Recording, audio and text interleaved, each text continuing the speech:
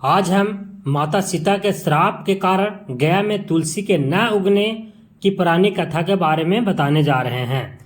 माता सीता के श्राप से जुड़ी यह कथा भारतीय पौराणिक और धार्मिक साहित्य में एक महत्वपूर्ण स्थान रखती है।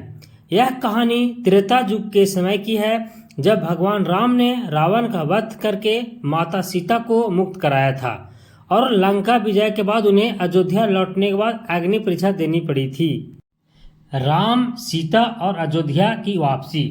लंका विजय के बाद भगवान राम ने माता सीता को वापस अयोध्या लाया।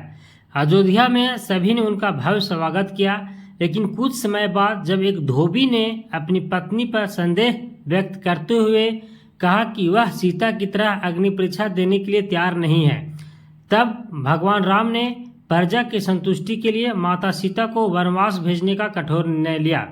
इस निर्णय में माता सीता के जीवन को एक नया मोड़ दिया। माता सीता को वाल्मीकि आश्रम में निवास। माता सीता जो गर्भवती थी, वनवास के दौरान वाल्मीकि आश्रम में पहुंची। वहां ऋषि वाल्मीकि ने उनका स्वागत किया और उन्हें आश्रय दिया। उन्हें माता सीता की देखभाल की और उनके गर्भ से उत्पन्न होने वाले पुत्रों के लिए भी आशीर्वाद दिया। इसी आश्रम में माता सीता ने दोनों पुत्रों लव और कुश को जन्म दिया। ऋषि वाल्मीकि ने उन्हें शिक्षा और संस्कार दिए, जिससे वे दोनों तेजस्वी और वीर बने। माता सीता की गया की यात्रा। समय बीतता गया और एक दिन माता सीता अपने दोनों पुत्रों लव और कुश के साथ गया क्षेत्र की यात्रा पर निकली। गया क्षेत्र अपने पवित्र स्थानों और धार्मिक महत्व के लिए प्रसिद्ध था। पौराणिक कथाओं के अनुसार गया में पितरों के दर्पण और श्राद्ध कर्म किए जाते हैं। माता सीता ने भी वहां अपने पितरों के दर्पण का विचार किया।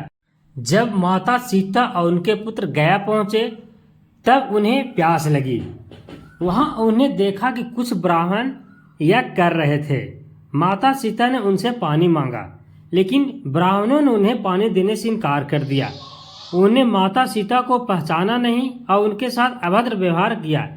इस अपमान से माता सीता बहुत दुखी हुई और उन्होंने क्रोधित होकर ब्राह्मणों को श्राप दिया। माता सीता ने ब्राह्मणों को श्राप देते हुए कहा, तुम्हारे इस अन्यायपूर्ण व्यवहार से के कारण इस पवित्र भूमि पर तुलसी का पौधा कभी नहीं उगेगा और तुम ब्राह्मण कभी संतुष्ट नहीं हो पाओगे। इस श्राप का प्रभाव आज भी माना जाता है, क्योंकि गया में तुलसी का पौधा नहीं उगता है और यहाँ के ब्राह्मणों की संतुष्टि कहीं पूरी नहीं होती है। श्राप देने के बाद माता सीता ने अपने पुत्रों के साथ यात्रा जारी रखी और वे वापस वाल्मीकि आश्रम लौट आए। समय के साथ लव और कुश ने भगवान राम के बारे में और अधिक जानने की इच्छा व्यक्त की। ऋषि वाल्मीकि ने उन्हें रामायण की कहानियां सुनाई, जिसे वे अपने पिता के महानता और वीरता को जान सके। एक दिन अयोध्या में एक बड़ा यज्ञ आयोजित किया गया, जिसे वाल्मीकि और उनके शिष्यों को भी आमंत्रित किया गया। लव और कुश ने इस यज्ञ में रामायण का गायन किया, जिसे सुनकर भगवान राम बहुत प्रभावित हुए। भगवान राम ने जब यह जाना कि लव और कुश उनके पुत्र हैं, तो वे भावुक हो गए और उन्हें माता सीता को वापस अयोध्या लाने का निर्णय लिया। माता सीता ने अपने पुत्रों के साथ अयोध्या आने का प्रस्ताव स्वीकार कर लिया। जब वे अयोध्या पहुंची तो भगवान राम ने उनका स्वागत किया और उन्हें फिर से राजमहल में स्थान दिया। हालांकि माता सीता ने पृथ्वी माता से प्रार्थना की और उन्हें अपने गर्भ में वापस लेने के लिए कहा।